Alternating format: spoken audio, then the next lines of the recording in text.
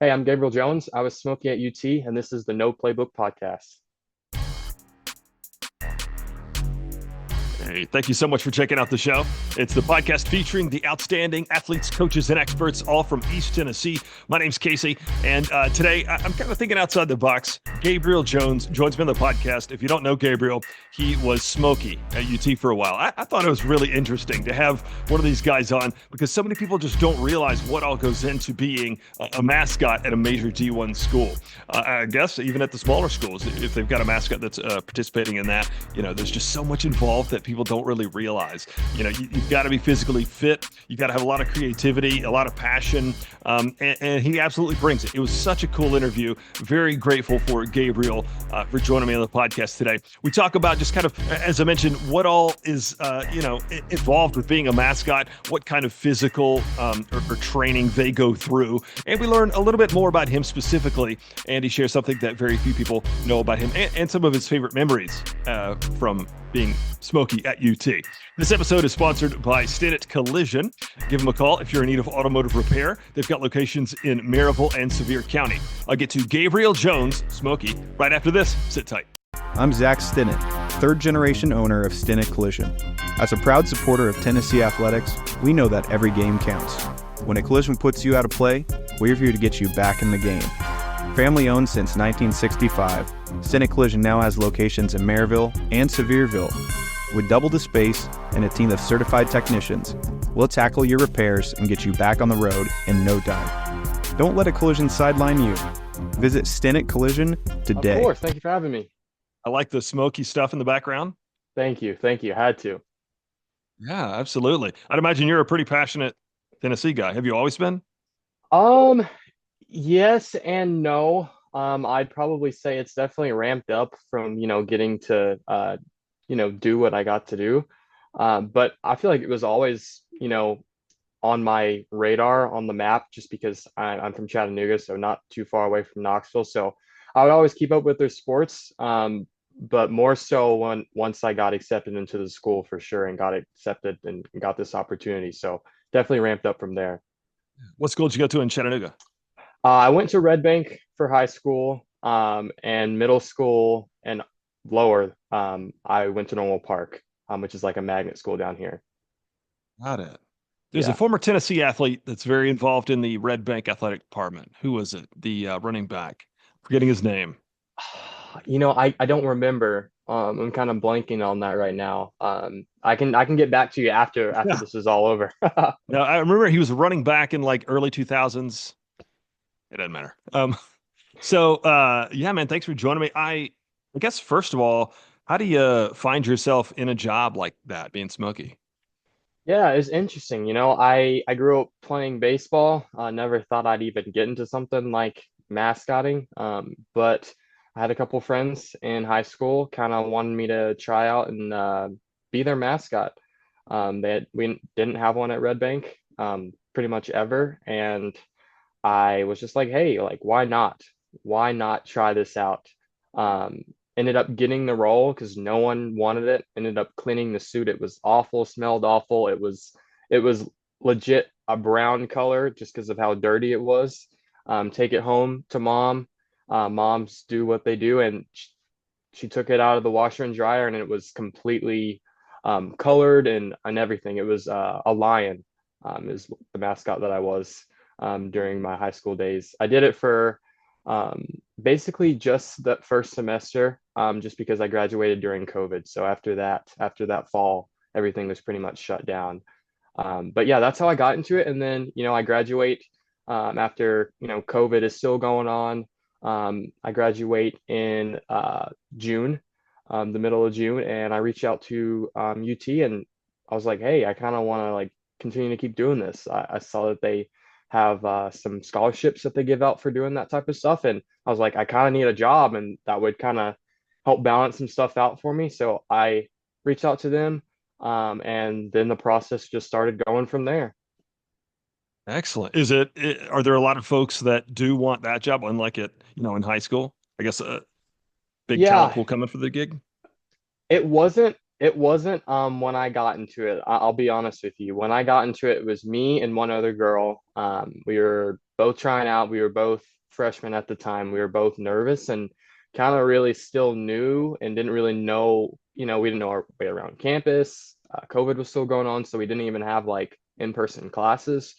So we go to try out. It ends up being at a church, probably 30 minutes away from the actual school. We get there and I thought it was just going to be a bunch of people. I thought it was a gig everyone wanted, but we show up. It's just her and I and the team that was that current team at the time. And it was three other guys. So we were like, wow, this is like either it's just really small and a small knit group of people and they are really intentional, it's family oriented, or like just no one wants to do it. But that's how it started. Now they're getting well over 30, 40 plus applicants who are wanting to try out for the gig now, but it's definitely grown. The program's grown since then. So I thought this would be interesting. If you kind of walk me through, let's just pick a random, let's say it's Alabama week, football season. What does the week look like for you? Sure. So, being a group of individuals that are on the team, I won't disclose that actual number, but there are a couple of Smokies for anyone who's interested and ever wonders. Just because he's a busy guy. I mean, you're taking over um, a full course load of school, but also you're having to, go to all of the sporting events of all the sports pretty much, other than a couple that you can't really go to, like golf and swim and dive, the ones that are a little bit quieter. But yeah, you're having to balance that, a full course load, and then Smokey's appearances on top of that, which are 300 plus a year. So they take on a team. It's called Team Smokey. There's a team of Smokies, but you're all playing one character. So um, yeah, it's Alabama week, let's say. We're going to have a bunch of appearances throughout the week. One appearance being a Food City appearance. We're partnered with Food City, and it's kind of a trade-off deal where we'll go to Food City. It'll be Smokey, the cheer team, and the dance team. We're all one program called the Spirit Team collectively. And our coach above all of that is Coach Kelly. So thank you, Coach Kelly, for putting me on the podcast. I appreciate it. But yeah, so that would be on Friday. We do that. We stay there for about an hour, put on a pep rally.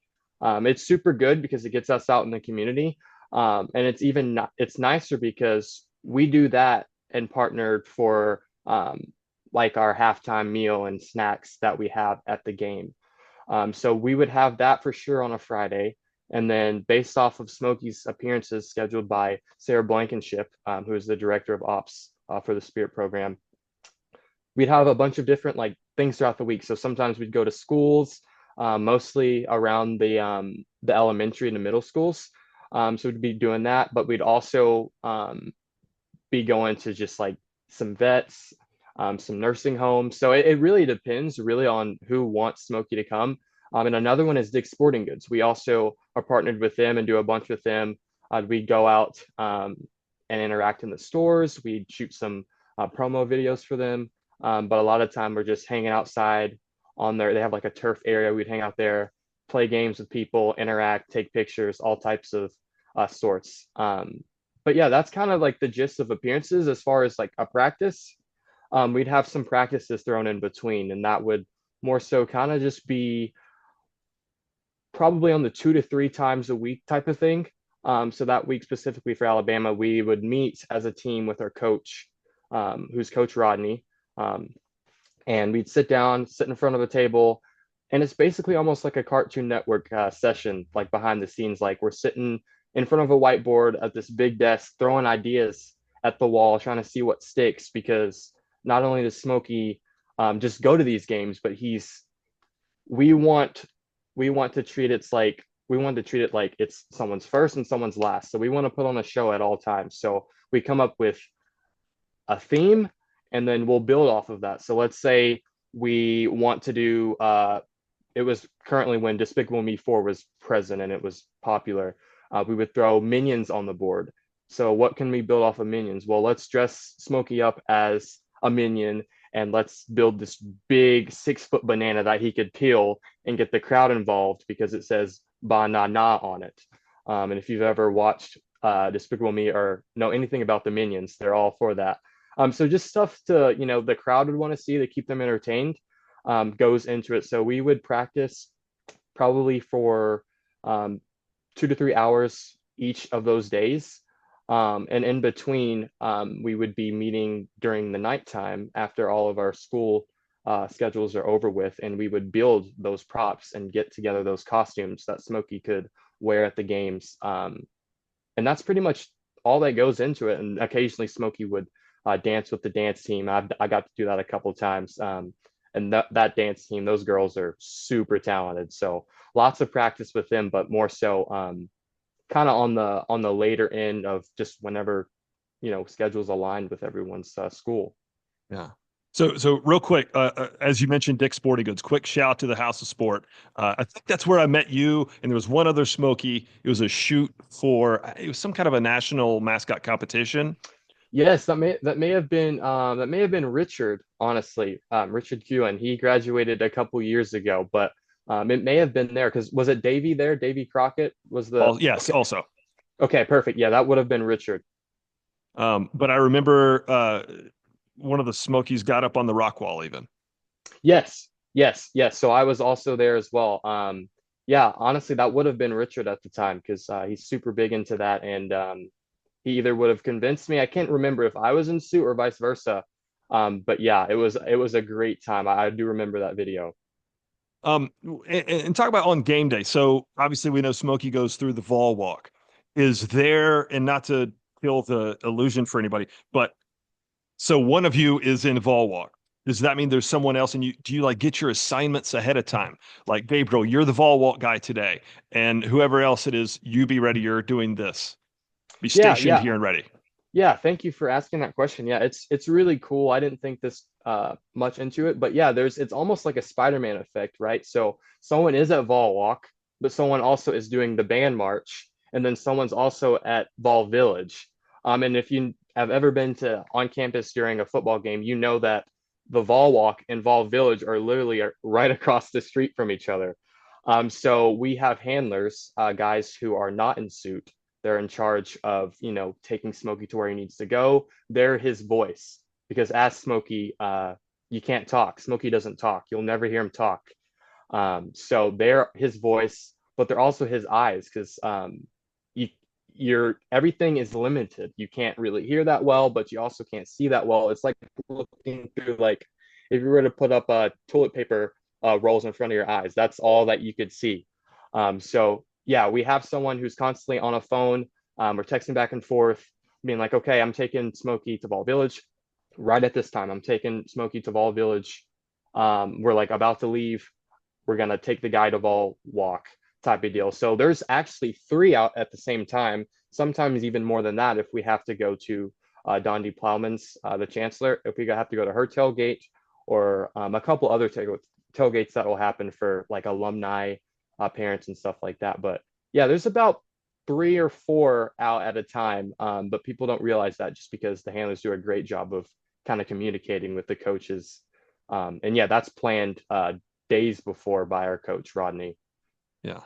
I played in the mascot basketball game this past season for a mascot for a company I was working with at the time. And anytime I was next to a kid that they would want a picture, I couldn't help it. I would catch myself smiling and realize like, oh, they can't see my smile. Did you do the same thing? Yeah, yeah. It's actually funny that you mentioned that because as just me and the guys would always joke about that. We'd ask each other like, when you take pictures, are you smiling too? And we're like, yeah, well, of course. Like I feel like as a group, we collectively thought we were like, well, we wouldn't be doing the character justice if we also weren't smiling during the pictures because there's a difference. There's a difference. You can take a picture with someone and just hop in front of it, right? That's Smokey's signature pose. But like, there's a different vibe. There's just a sort of feeling that I feel like that person that's taking a picture with you can feel when you're actually happy about taking that picture with them. Because there's a lot of mascots out there who are just robotic and they'll just stand there and take a picture. But like when you're actually happy to do that, that internal emotion is going to display outward, and they're going to be like, okay, like he actually, like Smokey actually wants to take a picture with me. It makes them feel warmed and loved, and everything in between. So yeah, we would always smile.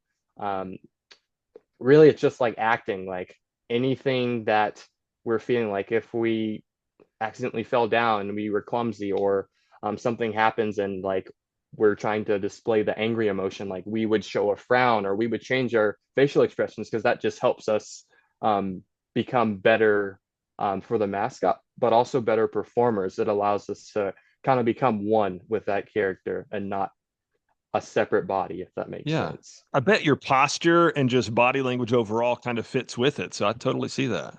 I appreciate it. Yeah, yeah. So that's yeah, the inside of it all. We definitely do smile inside of Smokey, inside the Yeah. Smokey suit. I was a radio personality for many years, and a part of it was obviously, terrestrial radio, you don't see the guy.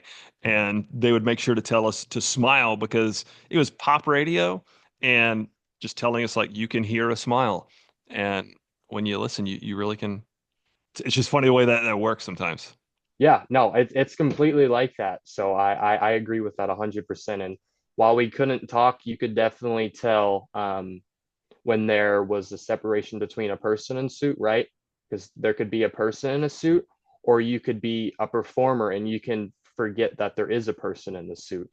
And I think that's all based off of how you display your emotions, um, and just the practice that we all put in. I mean, we spent hours and hours with each other and we became so close. So it really helped that we got to have that family unity. It made the character grow and the program grow even larger because of that. Yeah. Uh, Share with me an unforgettable like memory of Smokey. Yeah, probably this past summer, right, is when the baseball team won in Omaha. I actually got to go with my brother Connor. I like to call him my brother because we're so close. But Connor Soulsby, we went to Omaha, got to cheer on the Vols, and actually got to be a part of that celebration on the field. But also got to be a part of that when we came back from Omaha and we had the parade. So we both got to be a part of all of that, and it was just so awesome.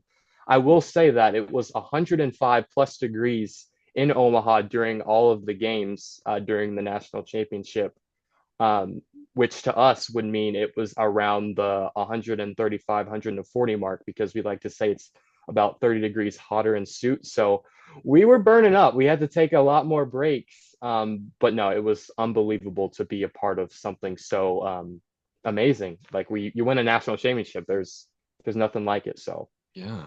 Is there any kind of tricks of the trade to stay cool on a hot day like yeah, that? yeah, a lot of programs have the mascot or the performer wear like ice pack vests. We unfortunately don't do that, and we everyone thinks Smokey's got a fan inside of his head, but we don't do any of that type of stuff. So it's really about self-monitoring, but also being the handler. So a lot of the time I would handle for Connor and vice versa. It's really just reading the character and being. We've been in such close proximity with each other, and we're really good at charades. You get really good at like knowing the other person's mindset because you've been in suit and experienced that. So like a lot of the time, you know that they're tired and they need a water break before they even give you that signal. So it's really about reading each other and like knowing each other's limits. Like, okay, he's been going for 45 minutes to an hour already. And we've been in the shade most of the time. So he should be pretty good. But it's really just all about reading. Like during that time, I think we stayed out maybe 30 minutes at a time because those are some dangerous temperatures. And there's some rules about how long you can be in suit for. So we took that into consideration and kind of just like gave each other grace. Like we're at the College World Series, man. A lot of the people are focusing on the stage, the big stage. Obviously, we're there to complement our team and cheer them on, but at the same time, we want to make sure like the living person inside is okay, because at the end of the day, that's what truly matters. And it also makes the character look better when you don't see Smokey passing out in front of thousands of fans because he's suffering from heat exhaustion type of thing. So we want to protect the character, but also protect ourselves in the end. Yeah. So one last quick question. Is there anything in particular you can share that you think probably most people don't realize this is a part of that job? Yeah, probably, it's a lot of the glamour of, you get to be the guy, you get to be the man on campus. It's a little Peter Parker-ish, right? Because you're playing a superhero. Yeah, you're playing Spider-Man basically. You are him, and then you get out of the suit and no one knows who you are. So that's really cool because you kind of get an experience of like what it feels like to be a top level athlete, let's say like a Zakai Ziegler, and then you get out of suit and you can go on with your life and you can continue to keep moving forward without everyone constantly trying to, be around you and stuff like that. Because I know that can get a little hectic at times. But more so, it's just a reflection. And we talk about this all the time, me and the guys, but it's more so about the university representing than yourselves. You're part of something bigger than yourself, and we're all believers of Christ. So we view it as an opportunity to become more like Jesus when we get to go out in the community, put on the suit, and bring joy to others. Um, we see it as an opportunity to serve at the hands and feet of Jesus more so than trying to get all the glory ourselves. It's not about us. It's about the university. It's about sharing the talents that Jesus has given us to others and bringing them joy and excitement through that. So, I told you that was my last question, but I don't know why that made me think of this one more. When you talk about sharing your talents, is there someone that you would say is an ideal candidate, like somebody that has an athletic past or a theater past, something like that, or dancing? yeah, there's a collage of things that, obviously makes a good performer, but really I think it comes down to not even those things, but someone who's coachable. I think coachability is such a big, I don't even know if that's a word. I'm just going to throw it up. Coach, like being coachable. I think that's more important than having the ability to have a background in theater or be able to dance. I think all of that stuff you can kind of pick up on. Obviously, some people have just a natural talent for that, but like being coachable, and a lot of the guys that we get on our team have no previous history of like ever doing any of that stuff. It's more so they maybe were on a sports team and they know how to be coached, or they just want to kind of get themselves out there. They're more shy and reserved, and when they put on the suit they feel like they can be someone else. They can be free, like the free version that lives inside of them. So obviously, being athletic is a plus. You still want to be able to handle um, those levels of heat and being able to, run the end zone and stuff like that. But it's more so of like, is that person going to be coachable? But also, are they going to respect the program in front of them, the guys that are mentoring them? Are they going to, mesh well with that? I think that's more so what Coach Rodney looks for. And it's worked these past couple of years because the guys that we bring in are hands down probably one of the coolest groups of guys to hang out with. We are very much a family, and I think that's because we're all coachable, but also we respect each other, and we want to not do it for ourselves, but do it for our brothers, do it for all of us. We want to make it something that grows and continues to grow outside of when we're just in the program. That's very cool, man. I love that story. I was thinking about it and thought, this could be an interesting interview, and I was right. So I appreciate you taking the time. Again, thank you so much, and Of have a good one. course. Stay cool. I am going out to mow. So, Okay, perfect. Well, you have a great rest of your day, sir. all right, man. Thanks, you dude. See ya. Thank you.